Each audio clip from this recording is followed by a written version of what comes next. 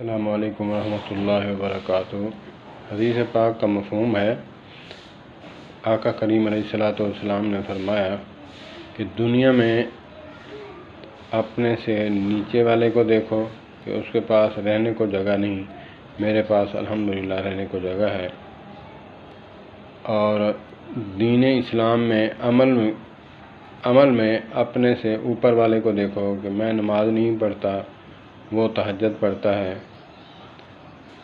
آقا کریم علیہ الصلوۃ والسلام کے فرمان میں بہت ہی گہرائی ہے کہ دنیا میں جب آپ دیکھو گے کہ کسی انسان کا گھر نہیں، میرا گھر ہے، تو انسان کو شکر کرنے کا دل کرتا ہے، شکر بجا لاتا ہے۔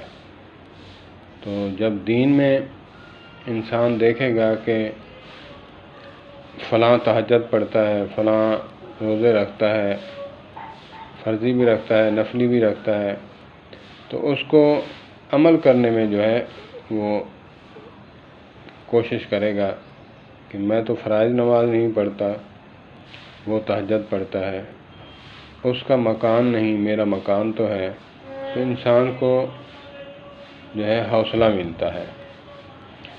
ہم آج پریشان کیوں ہیں؟ دنیا میں ہم اپنے سے اوپر والے کو دیکھتے ہیں اور دین میں اپنے سے کم والے کو دیکھتے ہیں کہ میں تو نماز پڑھتا ہوں، وہ تو نماز ہی نہیں پڑھتا۔ تو اس میں انسان جو ہے اپنے عمل سے بھی ہاتھ دھو بیٹھتا ہے۔ اسی لیے ہمیں چاہیے کہ آقا کریم علیہ الصلوۃ والسلام کے فرمان کے مطابق دنیاوی حساب سے اپنے سے نیچے کو دیکھنا چاہیے اور دین کے لحاظ سے اپنے سے اوپر والے کو دیکھنا چاہیے۔ پیران پیر شیخ عبدالقادر جیلانی رحمۃ اللہ تعالی علیہ، ایک دفعہ کا ذکر ہے، جا رہے تھے راستے میں تو اللہ سے التجا کی، یا باری تعالی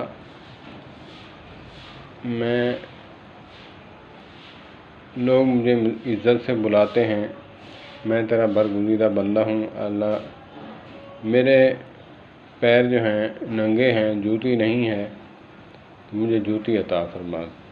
تو آگے دیکھتے ہیں، کیا دیکھتے ہیں کہ ایک شخص ہے وہ بغیر پیروں کے وہ چلتا ہوا آ رہا ہے۔ تو جو عارف باللہ لوگ ہوتے ہیں تو اللہ کی طرف فوراً متوجہ ہوتے ہیں، تو اسی وقت متوجہ ہوئے، اے اللہ، میں اللہ تیرا شکر ادا کرتا ہوں کہ مجھے پیر تو عطا فرمائے ہیں، جوتی تو پھر بھی آ جائے گی۔